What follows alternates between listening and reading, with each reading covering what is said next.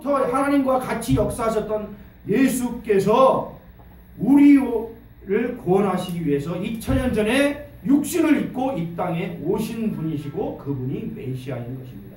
그러한 것이 성경에 그대로 나와 있어요. 그래서 초대교회 사람들은 예수 그리스도가 구세주고 메시아라는 것을 어떻게 알았을까요? 초대교회 예수님이 가신 다음에 초대교회 사람들은 예수님이 십자가에 돌아가시고 부활하신 것을 통해서 예수님이 진정한 메시아라는 것을 알았어요. 그래서 초대교회 사람들 다 보면 예수님의 부활을 통해서 아주 복음이 전파되는 것을 알 수 있는데 사도 바울이 다메섹에서 누굴 만났어요?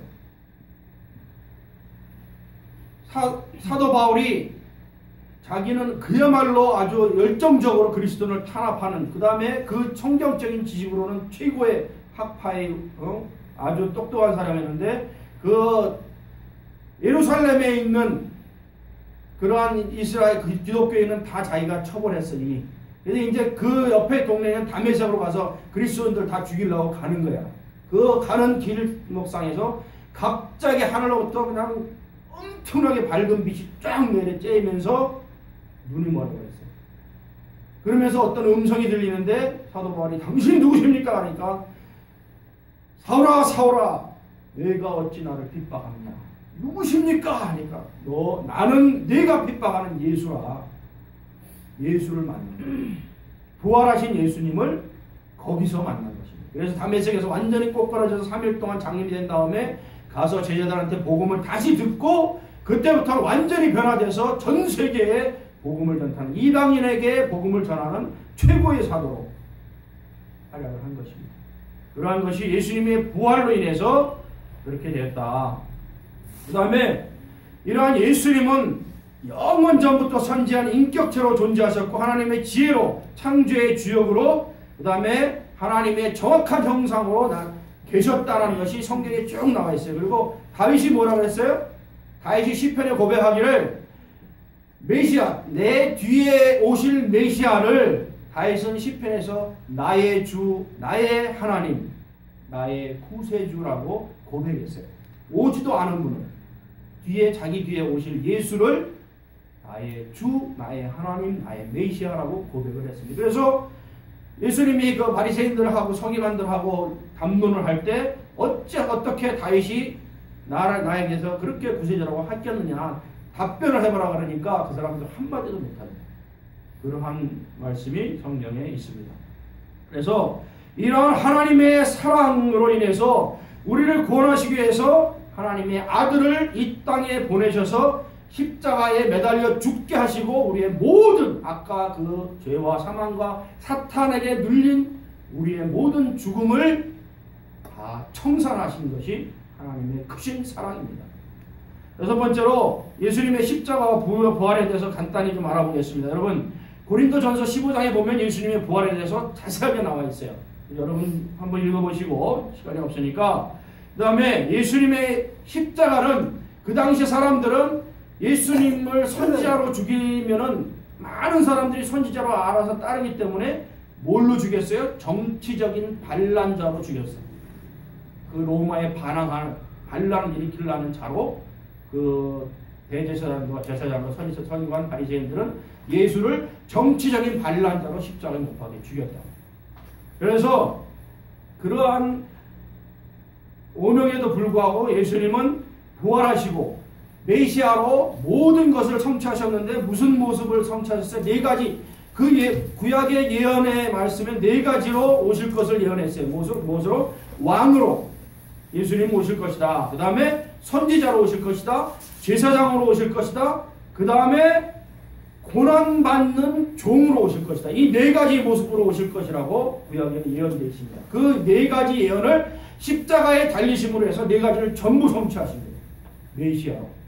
그리고 이러한 예수님의 부활은 우리가 역사적으로 이 성경을 보더라도 그 신빙성이 있다. 신약 성경의 신빙성을 한번 알아보면 신약 성경은 예수님 돌아가시고 300년 동안 다른 어떠한 고전이나 문학서가 그렇게 그 짧은 기간에 많은 사본을 만들거나 또 시간 자체가 오래 걸렸을 텐데 예수님의 그런 행적은 300년 동안에 그 헬라어로 성경의 사본이 5,000권의 사본이 있었어요. 그 다음에 라틴어로 1만 권의 사본이 있었고 다른 언어로 9,300부의 사본이 300년 동안에 만들어졌다는 거예요. 어떤 세계적인 어떤 책도 그럴 수 없다라는 것을 성경으로서 이렇게 증명을 하고 있습니다.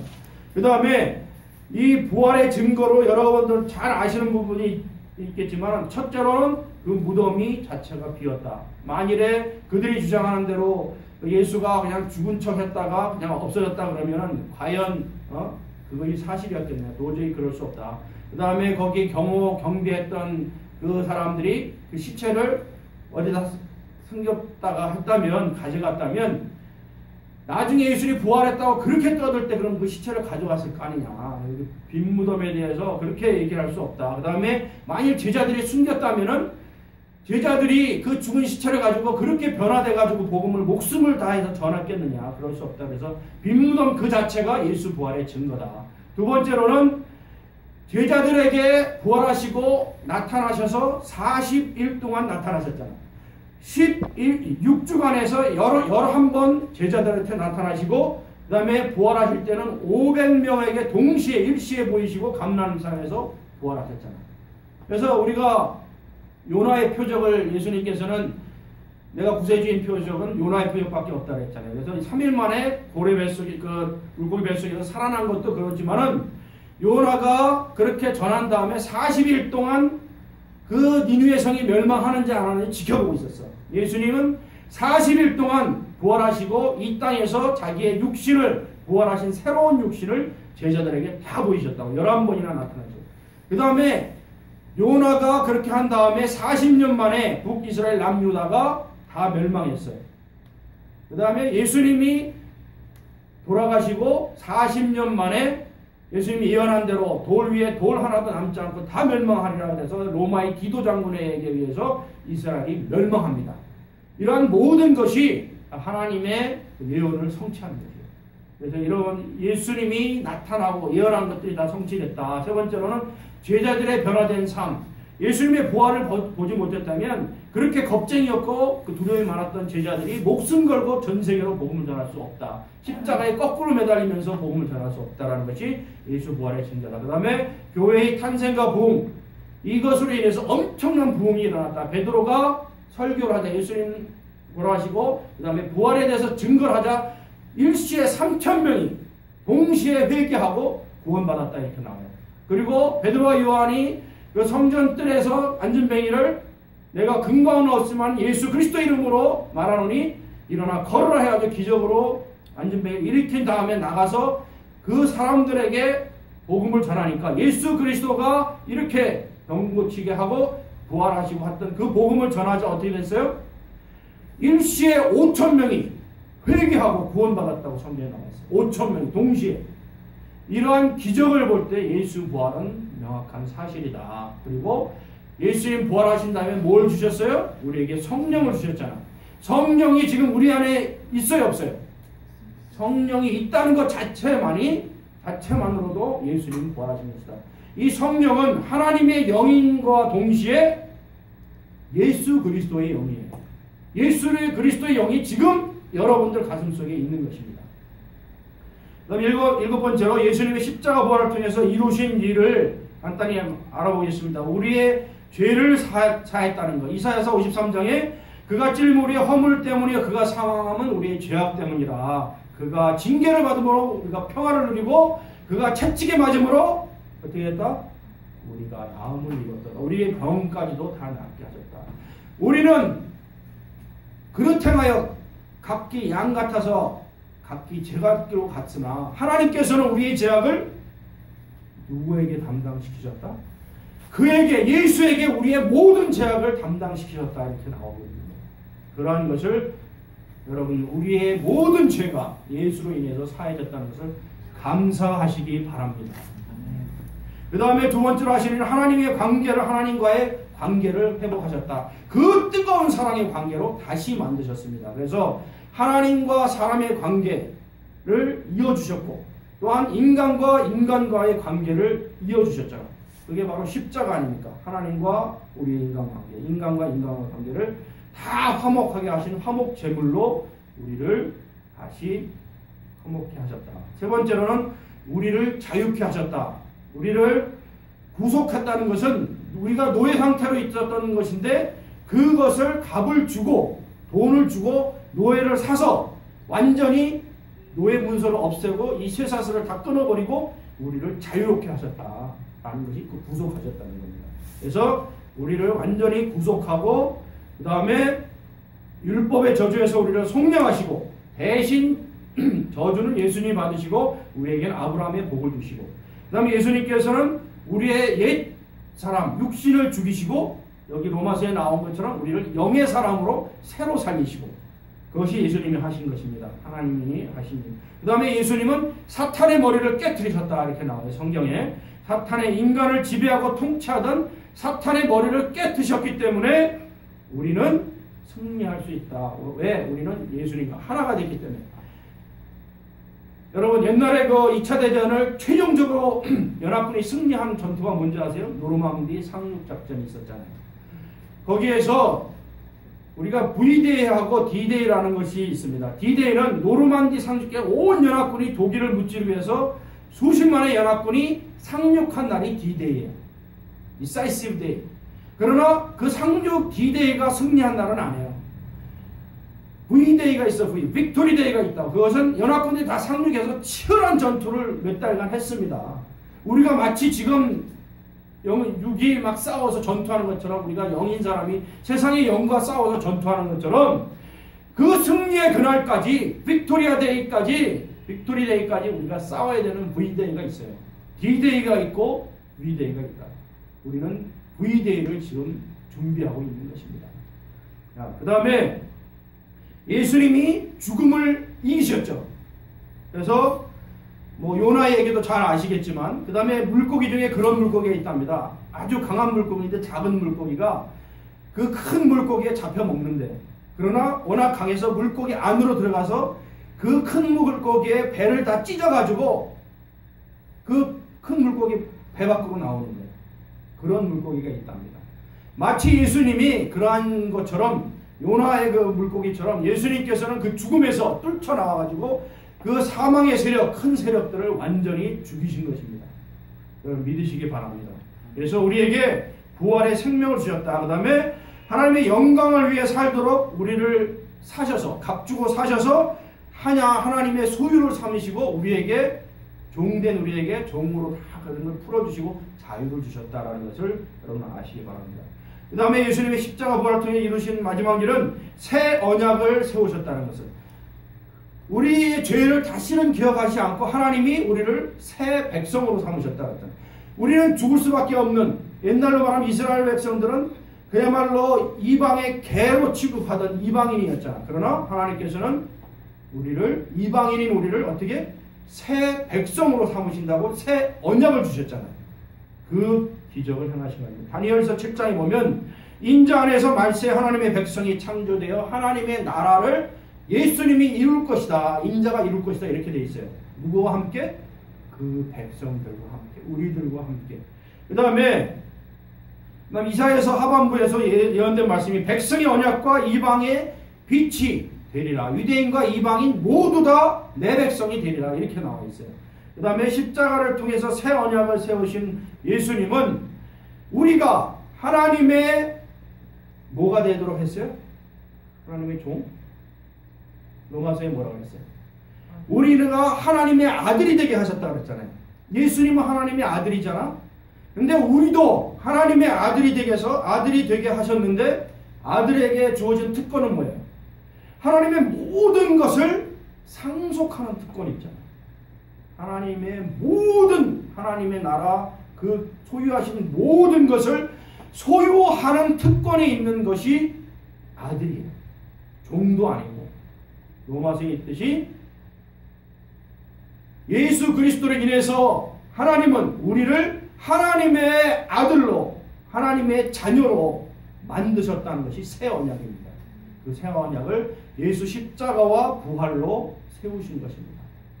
그 다음에 8번째로 구원의 길에서 간단히 말씀드리면 여러분, 구원의 길을 이미 하나님께서 만들어 놓으셨어.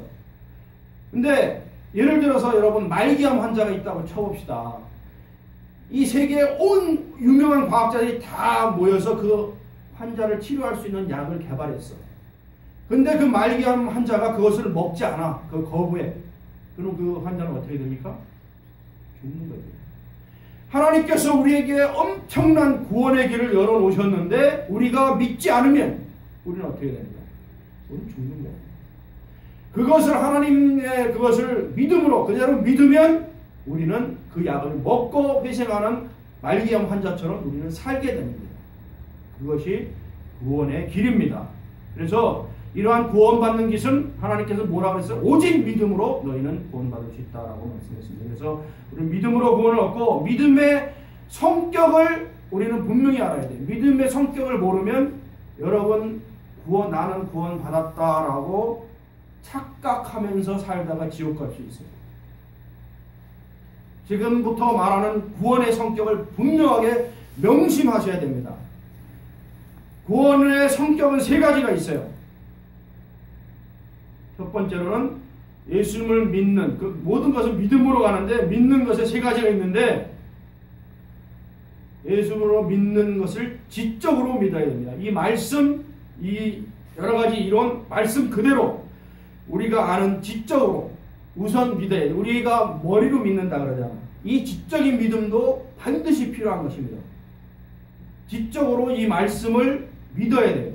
그러나 이 지적인 믿음만 가지고 구원받는다고 한다면 그거는 크게 잘못된 거예요. 요즘 많은 교회에서 교회 사람들이 잘못되어 나가고 있는 이유가 바로 이것 때문입니다. 그 사람들은 성경 공부만 열심히 해. 교회를 그냥 20년, 30년 교회 문지방을 엄청나게 왔다 갔다 해. 다 머리로만 믿어. 아, 예수님이 이렇게 말씀하셨지. 알았다. 그리고 성경 공부 매주 나가서 성경 공부해. 지식으로 믿는 거예요. 그 지식의 믿음이 여러분에게 구원을 100% 갖다 주는 것은 아닙니다. 필요 조건이지만 완전한 조건은 아니라는 것입니다. 두 번째 조건이 있습니다. 그것은 뭐냐면 예수님을 믿는 것은 여러분이 영적으로 믿어야 됩니다. 두 번째는 영적으로 믿으시기 바랍니다.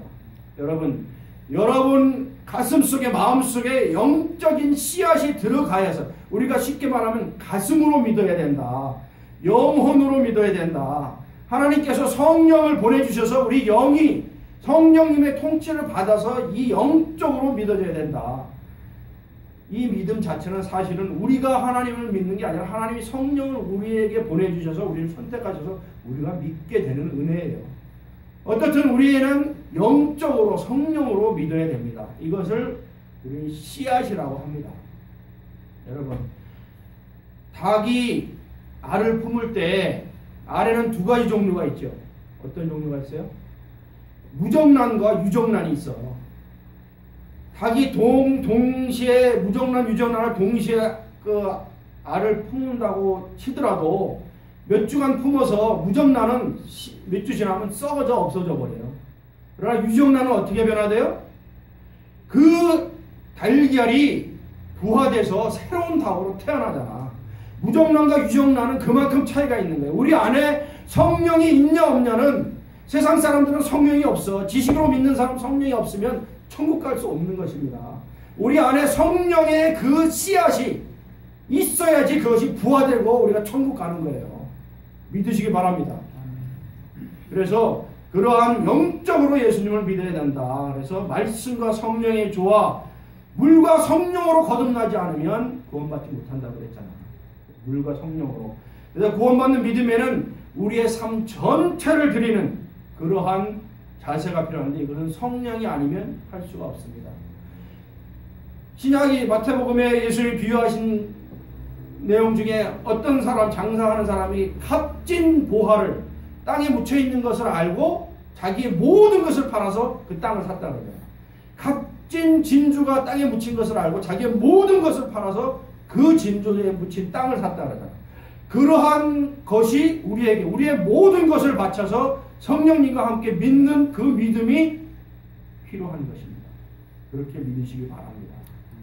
그리고 세 번째로 예수님을 믿는 것은 도덕적인 열매를 받는 믿음을 가져야 됩니다. 그냥 이게 도덕적인 믿음을 가져야 되는데 거기에는 반드시 열매가 있어야 됩니다.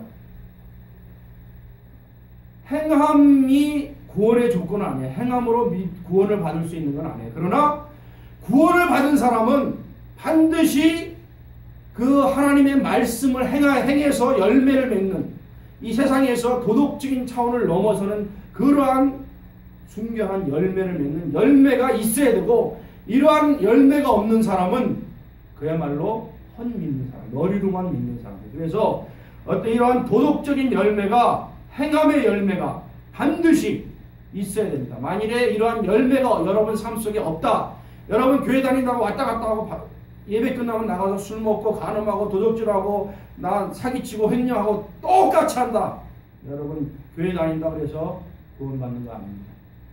이러한 세 가지, 우리 지적인 말씀을 지적으로 믿고 우리 성령으로 이 말씀을 믿고 그 다음에 행함의 열매가 있어야지 완벽한 구원이 이루어지는 것입니다.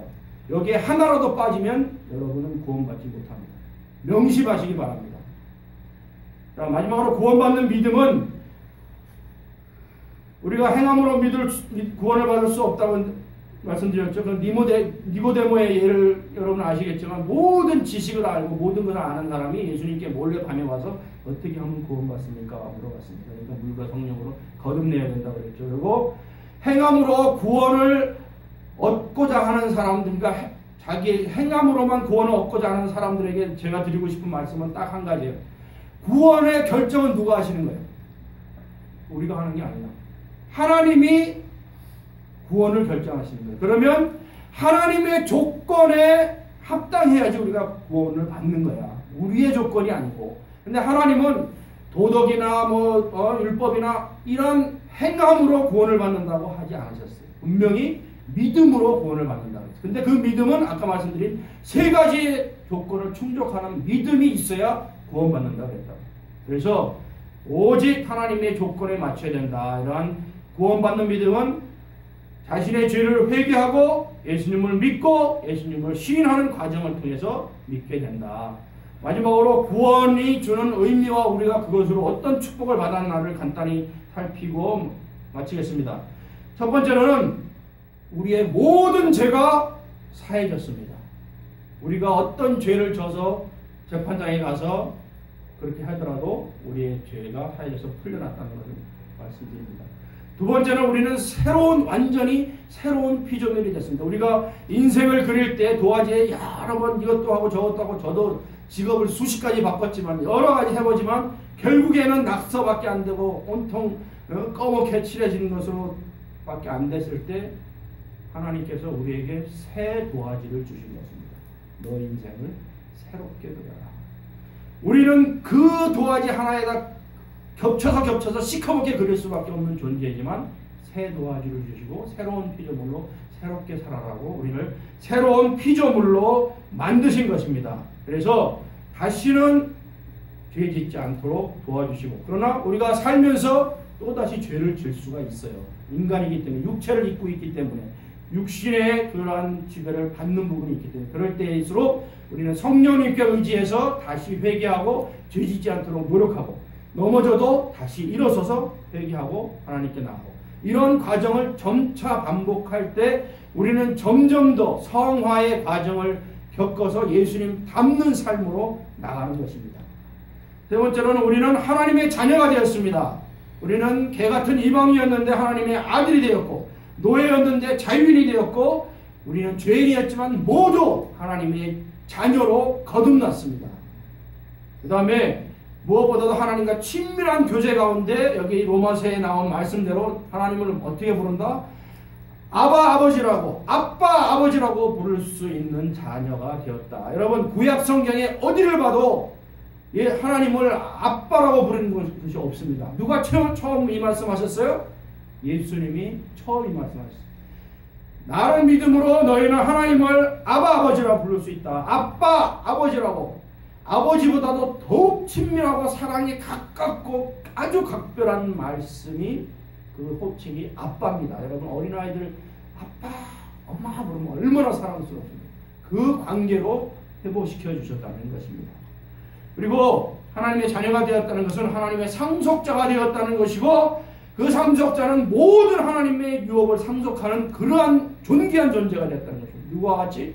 예수님이 상속자가 되신 것과 마찬가지로 우리는 하나님의 상속자는 예수님입니다. 하나님이 예수님께 모든 것을 상속하셨어요. 그러나 우리는 하나님과 동일하게 예수님으로부터 또 상속자가 동일하게 된 것입니다.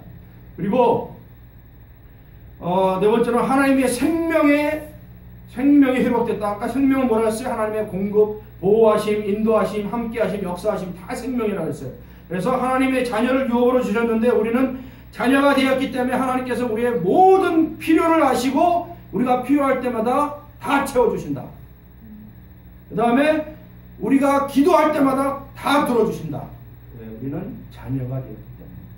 그 다음에 하나님께서 우리가 자녀의 삶을 우리에게 주셨기 때문에 우리의 삶 속에 모든 것이 합력하여 선을 이루게 하신다.